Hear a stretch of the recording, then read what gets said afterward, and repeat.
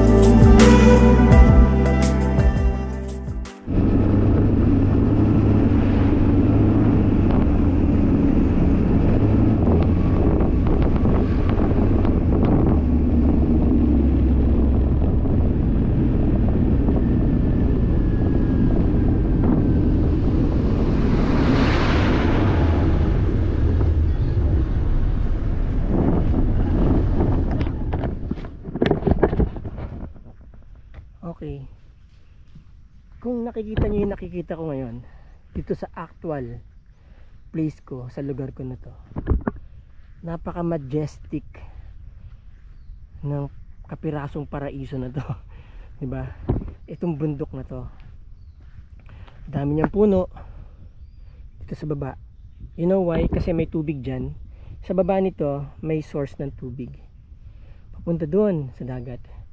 Galing yan doon sa ginagawang dike along this stretch. Okay. Part yan ng river na nanggagaling sa bundok doon sa malayo. Yan, dinaanan to. Ngayon, hindi raw bumabaha yan, sabi sa akin, kapag malakas ang ulan. Maski doon nung nag-undoy. Yan. Now, may binibentang property dito, pagkakaalam ko. Itong mukha, kasi itong bundok na to, yan ang tuktok niya, di ba? Simula dyan sa tuktok na yan, yung bundok na yan, or what do you call that? Hill, burol, no? Kasi hindi naman talaga siya mountain, eh. Mountain yung gano'n, yung malalaki, di ba? So yan ay binibenta mula doon pa ganun, tapos bababa dito. Yan yung mukha na yan, tsaka dito, yan doon, pababa ng ganun. Yan, facing yung dagat, no, is selling for more or less 90 million, including dito sa baba. Hanggang dun yan, 5.9 hectares. Mula sa bakod na to, may makikita kayo sa drone shot na diniretso nito dyan sa slope ng bundok na yan, ano. Kasama tong kapatagan na to na nakikita ninyo, no? Kasama yan ng 5.9 hectares. Okay, tignan natin kung gaano kahaba, no? Ako feeling ko mga nasa 300 to 400 meters yung haba niya. Tapos paakyat ng ganun. Doon lang siya sa gitna, sa tuktok lang. Kumbaga naghati sila doon sa tuktok eh. Superimpose ko yung ano, yung plano, no, kung kaya ko. Anyway, doon babagsak yung property. Pupuntahan natin yung dulo nito. Okay, ito yung isang dulo. Pupuntahan natin yung kabilang dulo doon. Take note po ito may bakod dito na ano, na semento, ano, para makita niyo yung ano, yung katabi niya, yung kanyang view dito sa baba, facing yung ano, facing yung West Philippine Sea, ano. Ito po may bakod dito. So ito palabas ng National Highway. Ito papasok doon sa Binlago na nasirang coastal road. Alright, tignan natin yung haba niya.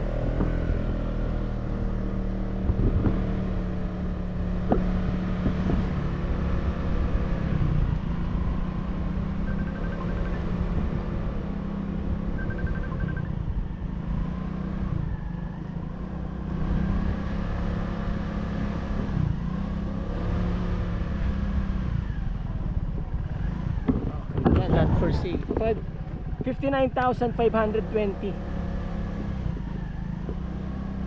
Okay, now may istorya kasi dito eh. Itong building na to, yan, nagkaroon sila ng issue dito before regarding sa sukat ng property. Okay, but it's been resolved already. Now hanggang dito yung property sa point na to. Yan. Hanggang dito yung property.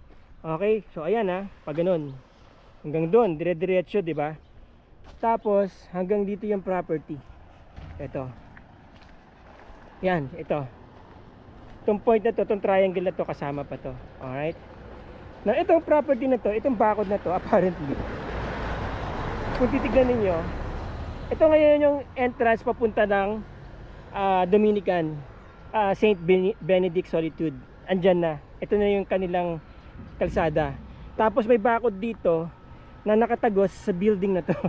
Di ba? Ayan. Ibig sabihin,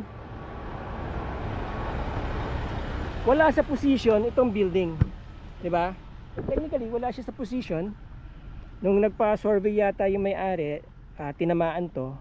Kaya yun, almost 30-40% itong building pumasok sa bakod kasi naka-slant eh, di ba? Naka-slant, lumabas yan dito. Ayan, makikita nyo dyan sa drone shot, ano, nag-triangle. Okay, papunta sa bundok.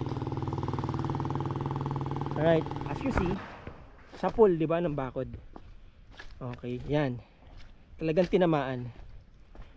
Bang! Kaya nag-move sila dito. Yun. Tapos ito, tignan nyo what's funny is, itong bakod na to, dire-diretsuhin mo.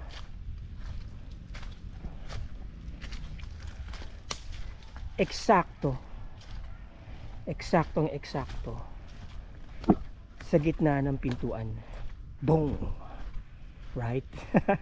Talagang boom, pumasok, di ba? We would know na one day magkakaroon ng ganitong istorya itong building na to ng ginagawa, di ba? Di ba? Symmetrical yung building. Alright? Symmetrical yung building. No?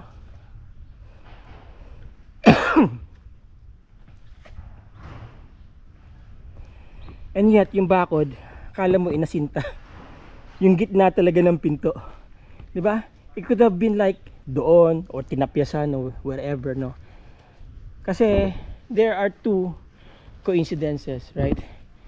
Yung symmetrically built ng building, talagang, you know, pantay. Ibig sabihin, talagang, may mga building kasi na hindi symmetrically built eh. But this one is symmetrically built. Tapos sinamaan siya ng bakod sa gitna. Boom! Di ba? Ayan, yan yung bakod. See? Diba? Pak. Wala doon. Pumasok dyan. Pung! Sa pulyon. Lumabas yan ng gitna ng pintuan. Ewan ko kung tinamaan niya rin yung pintuan doon, ano? Nagtumama din siya sa pintuan doon, tapos lumabas din siya doon sa pintuan doon. Well, that will be another thing. Okay. Tapos yun. Tingnan natin. Tumama nga siguro, ano? Pero kung titignan mo kasi, ito yung bakod. Nag-slide pa ganun. Parang tumama talaga dun sa pinto. Di ba? Yun, no? Tapos dumiretso doon sa main door. Now, this property, mula dyan sa bakod yan, goes all the way up doon sa gilid ng bundok. Okay yan. Itong bakod na to goes all the way up doon sa gilid ng bundok na yan. Papunta doon. Kanina. Okay? Ikot tayo. Dito. If you're here from my where I'm standing, kung nandito kayo, saan ako nakatayo, alright. So mula doon, yan yung bakod, okay, ayan yung building, alright, ayan, yung bakod, ganun. Doon, yun, pak, doon, tapos pababa doon sa kalsada kanina, kung saan ako nagsimula.